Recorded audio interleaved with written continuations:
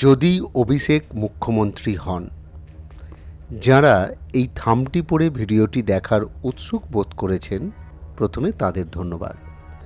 তাদের জন্য দু একটা কথা আগে বলে রাখি, এটা সম্পূর্ণই আমার ব্যক্তিগত মতামত। এখানে আপনার সঙ্গে অনেক ক্ষেত্রে মতপার্থক্য থাকতে পারে, তাই প্লিজ আপনার মতামত কমেন্টে লিখুন, যাতে এই ভিডিওটি বা আলোচনাটি আরও সমৃদ্ধ হয়। আর যারা গালাগালি দেবেন ভাবছেন, নির্দ্বিধায় দিয়ে ফেলুন, এটা ভালো লাগবে। তাহলে শুরু করা যাক। প্রথম প্রশ্ন, অভিষেক কেন মুখ্যমন্ত্রী হবেন? এসেছে নতুন শিশু, তাকে ছেড়ে দিতে হবে স্থান। যদি তৃণমূল ফের ক্ষমতায় আসে, তাহলে সুকান্ত ভট্টাচার্যের ছাড়পত্রের এই লাইনটি অত্যন্ত গুরুত্বপূর্ণ। মমতার পরেই অভিষেক, এ কথা তৃণমূলের নিচের কর্মী বিশ্বাস করেন। হয়তো মমতা বন্দ্যোপাধ্যায়ও এটাই চান, আর অভিষেক হয়তো মনে মনে দিন গুনছেন। তাই অভিষেক মমতার উত্তরসূরি হতে চলেছেন, এ নিয়ে বিতর্ক করে লাভ নেই। কবে হবেন সেটাই প্রশ্ন। কিন্তু আমাদের আলোচনা আরও এক ধাপ এগিয়ে, মুখ্যমন্ত্রী হলে বাংলার কি হবে?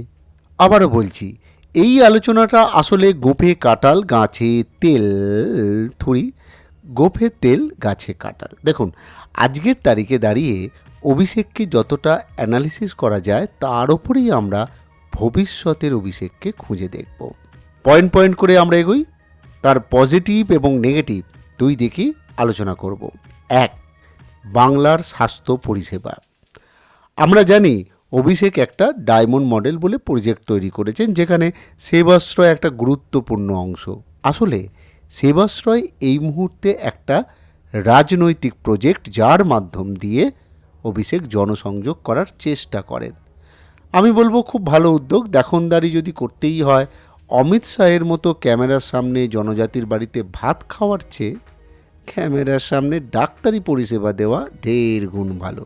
আশা করা যায় সেবাশ্রয়ের মতো এই রাজনৈতিক প্রজেক্ট ভবিষ্যতে অভিষেকের প্রশাসনিক জায়গায় স্থান পাবে।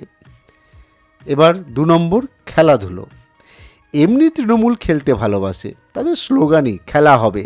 তবে অভিষেক বন্দ্যোপাধ্যায় যেভাবে ডায়মন্ড হারবার বিধানসভার মধ্যে একটি দল গড়ে জাতীয় স্তরে নিয়ে গিয়েছেন, আশা করা যায় বাংলার ক্রীড়া জগতেও এইভাবে তিনি ফোকাস করতে পারেন।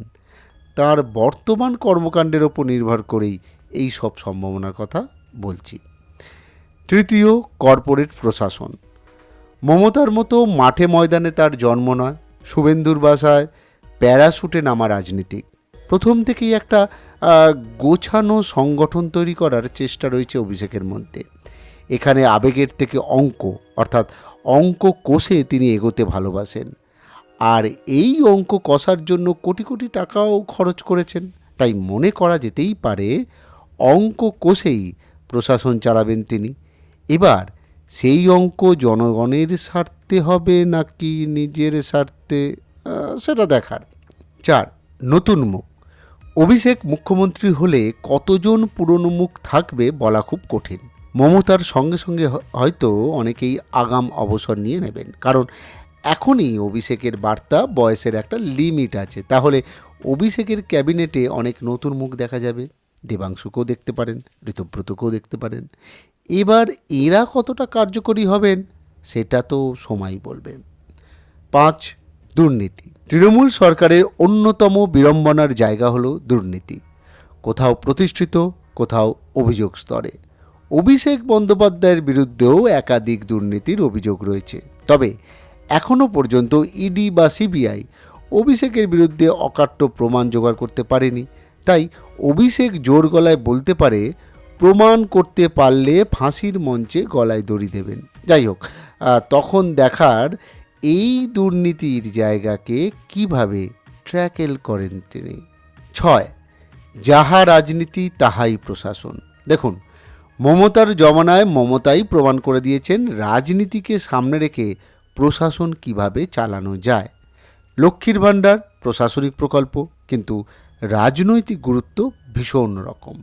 আবার যুবসাথী, যা 2026 বিধানসভা নির্বাচন প্রাক্কালে শুরু হওয়ায় এই রাজনৈতিক অভিঘাত কতটা আমরা সবাই বুঝতে পারছি। তাই মমতার একনিষ্ঠ ছাত্র অভিষেক বন্দ্যোপাধ্যায় এই ঘরানা থেকে আদৌ বেরোতে পারবেন কি না বা বেরোবেন কি না এই মুহূর্তে বলা খুব কঠিন। সরকারি কাজকর্ম যদি রাজনীতির চশমায় দেখা হয়, তার সুবিধা রাজনৈতিক দলের হতে পারে, কিন্তু জনগণের বেসিক উন্নয়নে খুব একটা প্রভাব ফেলে না। এক্ষেত্রে দল এবং প্রশাসন কতটা আলাদা করতে পারেন বা আদৌ করবেন কি না সেটা সময় বলবে। দেখুন, আমার যে কটা পয়েন্ট মনে হলো আপনাদের সামনে তুলে ধরলাম। এই পয়েন্টগুলোতে যদি আপনারা ভিন্ন মত পোষণ করেন অবশ্যই জানাবেন। আর যদি আপনারা নতুন কোনো পয়েন্ট যোগ করতে চান তাও লিখুন। ভালো লাগলে সাবস্ক্রাইব করুন, আর না ভালো লাগলেও সাবস্ক্রাইব করুন। আপনারা দেখছেন জনগণ। ভালো থাকবেন আর ভালো রাখবেন।